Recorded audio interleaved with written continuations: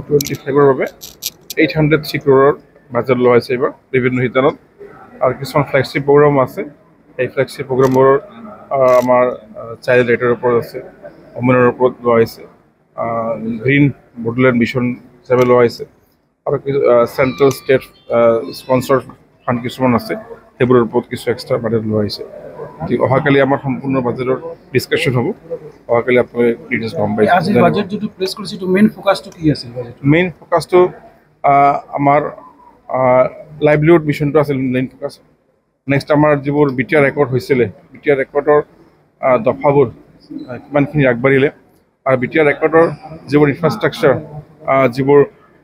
চুক্তি আছিলে যিবোৰ ইছ্যু আছিলে সেইবোৰৰ কিমানখিনি কাম আগবাঢ়িছে আৰু কিমানখিনি ইনফ্ৰাষ্ট্ৰাকচাৰৰ কাম হৈ আছে সেইবোৰৰ ওপৰত আমাৰ উল্লেখ আছিলে লগতে স্পেচিয়েল কিছুমান বিটিআৰ ফ্লেগশ্বিপ প্ৰগ্ৰাম বুলি লোৱা আছে আপোনালোকক মই ক'লোঁ যে বিটিআৰ গ্ৰীণ বিটিআৰ মিছন আমাৰ বিটিআৰখনক গ্ৰীণ ৰখাৰ বাবে প্ৰদূষণমুক্ত কৰাৰ বাবে প্লাষ্টিক বৰ্জন কৰাৰ বাবে এনেকুৱা ধৰণৰ কিছুমান মিছন ঠিক চাইল্ড ৰাইট চাইল্ড অধিকাৰ চাইল্ডৰ শিক্ষা ড্ৰপ আউট ষ্টুডেণ্ট নোহোৱা কৰা মানে আৰু মহিলাসকলৰ ভেৰিয়াছ টাইপছ অফ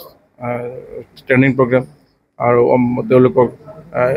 এংগেজ কৰা ইনভলভ কৰা তেওঁলোকৰ যি এনাৰ্জি আছে তেওঁলোকৰ যিটো এই আছে কি কয় কেপাচিটি বিল্ডিং এইবোৰ ডেভেলপ কৰাৰ কাৰণে